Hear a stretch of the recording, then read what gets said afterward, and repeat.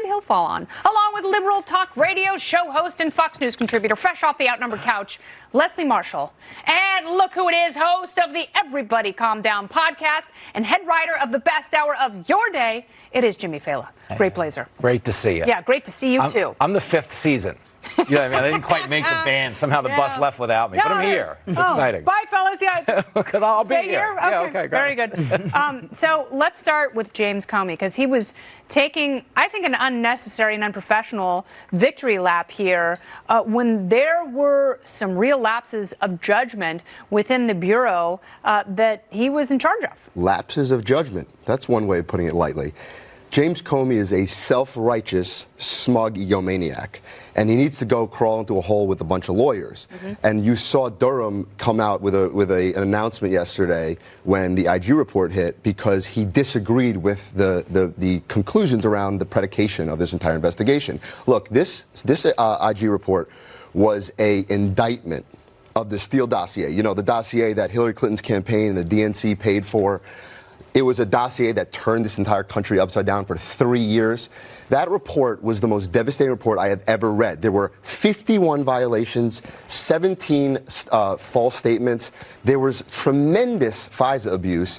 And James Comey shouldn't be taking a victory lap when the FBI committed tremendous FISA abuse. And it's not about him. It's really not about him. It's the structures that are in place that are still very problematic, regardless of who's president. And Congress hasn't stood up to fix them. The president hasn't done what he or any other administration should do to rein in these FISA abuses. So what will it take? Well, first of all, Christopher Wray has already said, as head of the FBI, that there are going to be a lot of changes based on the report. Is that just lip service, though? I mean, what changes I don't think it is, but I think it's further problematic when you have the Attorney General, who is head of the Justice Department. And in a sense, as I've always taught, even when I was a kid, that he's America's lawyer.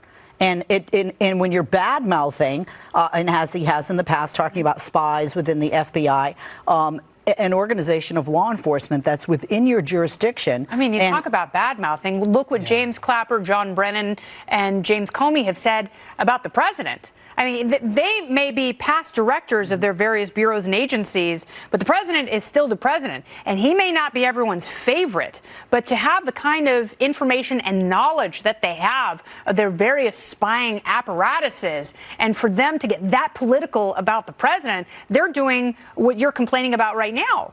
Well, look, I don't see, like, an I Love James Clapper tattooed to my chest anywhere. Well, because you're wearing a lot of clothing tonight. Right. Yeah, exactly. And you will never know. Sleeve on.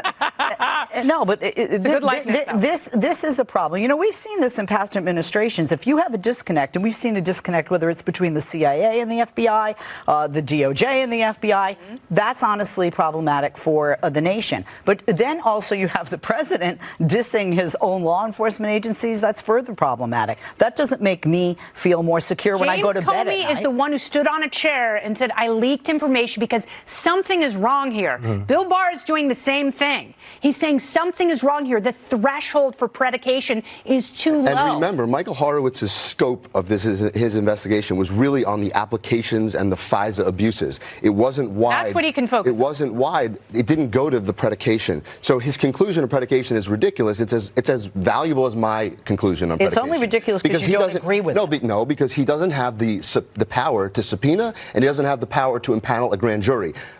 Bill Barr does, and John Durham does, and they're going to get to the bottom of this. So why have an Inspector General report, which is from within the Justice Department? You want to look at the FISA this is Bill abuses. Barr's guy. Bill Barr has spoken very highly of Horowitz. He respects his work. But obviously doesn't respect the results if he doesn't agree with them. The results were damning. But there are aspects of the results where he's saying that there were these gross lapses in judgment on one hand, but on the other hand, everything's fine. What does that say about Jim Comey? Oh, Jim Comey's a loser.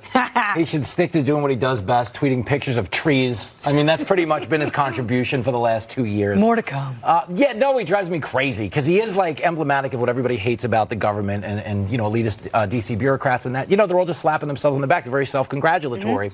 And what this to me report did expose was how personal this has become.